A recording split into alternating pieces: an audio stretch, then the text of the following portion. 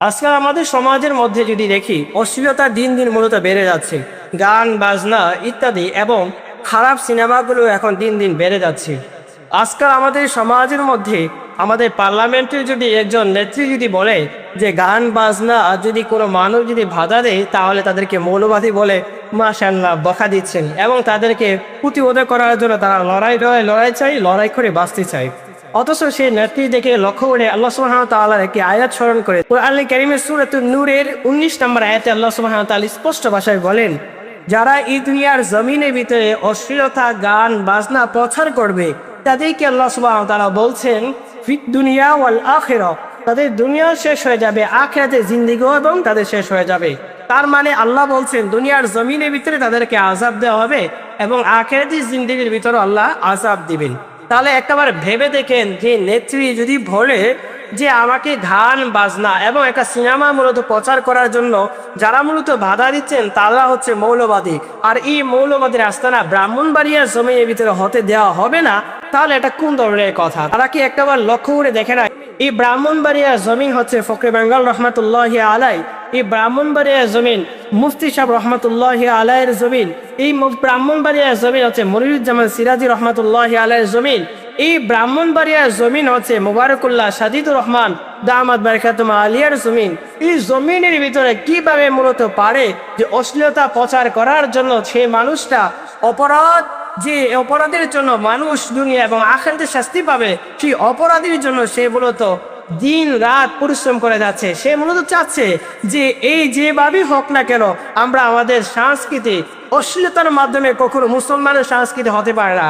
মুসলমানের সংস্কৃতি একমাত্র হবে ইসলামের মাধ্যমে হবে। মুসলমানের সংস্কৃতি হবে একমাত্র আল্লাহর নীতিমালা, রাসূল সাল্লাল্লাহু আলাইহি সাল্লামের নীতিমালা অনুযায়ী হবে, যেখানে আল্লাহ সুবহানাহু ওয়া তাআলা আদেশ করেছেন যে দুনিয়ার জমিনের ভিতরে যারা গান বাজনা প্রচার করবে এবং এই গান বাজনা প্রচার করতে গিয়ে সাহায্য সহযোগিতা করবে, রব্বুল আলামিন তাদেরকে স্পষ্ট ভাষায় বলেন দুনিয়া এবং আখিরাতের জিন্দেগির ভিতরে তাদেরকে আযাব দিবেন এবং ধ্বংস করে ফেলবেন। তাহলে এই আযাবের জন্য একটা নেত্রী কিভাবে মূলত তার নিজের জীবনটাকে উৎসর্গ করতে চায় এবং তারা আবার বলছেন যে লড়াই করে বাঁচতে চায় এবং তারা আবার করে মৌলবাদী মূলত আলেম ওলামারা আম শ্রেণী যারা আছে, ইসলাম প্রিয় তাওহীদি জনতা যারা আছে, মুসলমান যারা নিজেদেরকে দাবি করে, তারা যখন বাধা দেয় তখন তাদেরকে আরো মৌলবাদী বলে অপবাদ দেওয়া হয়। তবে মনে রাখতে হবে ইসলামকে টিকে রাখার জন্য, ইসলামের নীতিমালাকে টিকে রাখার জন্য অশ্লীলতাকে যারা মূলত প্রচার করে তাদের বিরুদ্ধে যদি যে মানুষগুলো ধালায় তাদের উপরে যদি অপবাদ দেওয়া হয়, মৌলবাদী যদি অপবাদ দেওয়া হয়, তাহলে আমরা হাজারো মুসলমান, লক্ষ লক্ষ মুসলমান, কোটি কোটি মুসলমান আমরা মৌলবাদী হতে চাই, আমরা মৌলবাদী হয়ে পৃথিবীর জমিন থেকে মৃত্যুবরণ করতে চাই।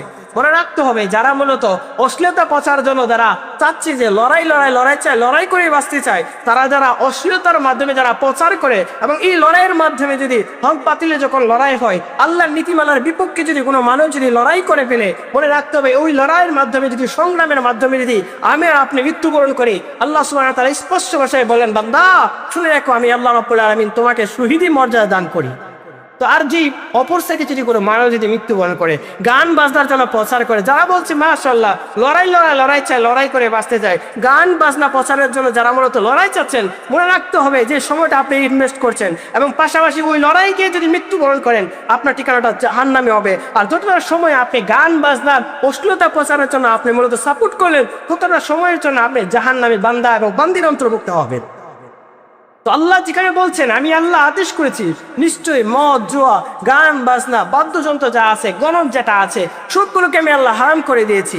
আর বান্দি যদি বলেন যে না আমি হারাম জিনিসটাকে প্রমোট করব, এটা যদি আমার সংস্কৃতি হয়ে থাকে, তাহলে মনে রাখতে হবে আপনি বুকার শহরের ভিতরে আছেন, মুমিনের শহরের ভিতরে আপনি কখনো থাকতে পারেন না। মুমিন না তো থাকবে আল্লাহর নীতিমালা অনুযায়ী।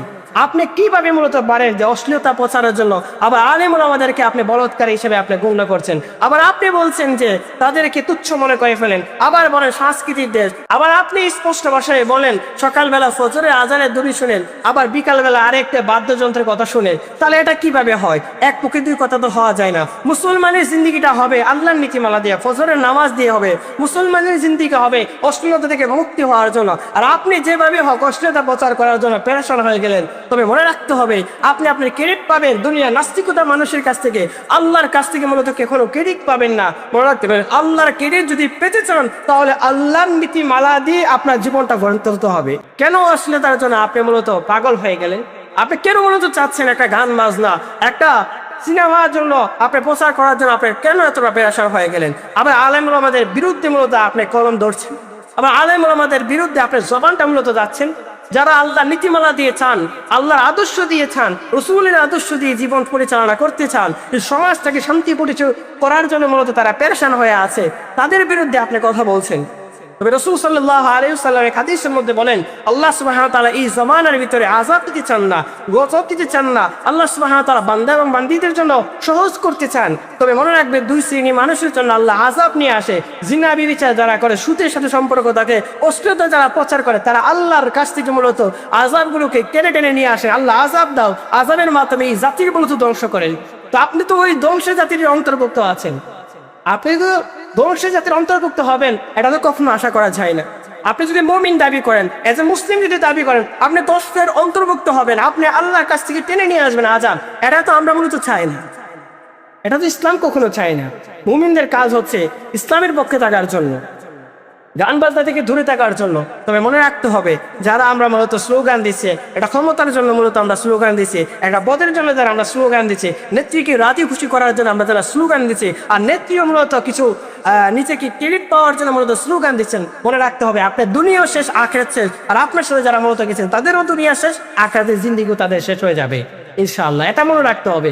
আল্লাহ সুবহানাহু ওয়া তাআলার নীতিমালা দিয়ে, আল্লাহর আদর্শ দিয়ে মূলত সমাজের স্বাস্থ্য পরিচালনা করতে হবে। আল্লাহর আদর্শকে আপনি মানেও কার না মরক, আপনি সংস্কৃতির ভিতরে পড়ো কার না পড়ো, আপনি মাথা পেটে নিতে হবে। তবেই মূলত আপনাকে নিজেকে দাবি করতে হবে এজ এ মুসলিম, আমি মুসলিম, আমি মুসলিম। মুসলমানের আল্লাহ সুবহানাহু ওয়া তাআলা যেন বুঝ দান করে, মুসলমানদেরকে যেন এমনভাবে হওয়ার তৌফিক দেয় যে অজ্ঞতার বন্ধনে আবদ্ধ হয়, হক বাতিলে যখন লড়াই হয় হকের পথে যেন অন্তর্ভুক্ত হতে পারে, সেই তৌফিক কামনা করছি। আল্লাহ সুবহানাহু ওয়া তাআলা আমাদেরকে সকলকে হকের পথে থাকার তৌফিক দান করুক, আমিন। আসসালামু আলাইকুম ওয়া রাহমাতুল্লাহি ওয়া বারাকাতুহু।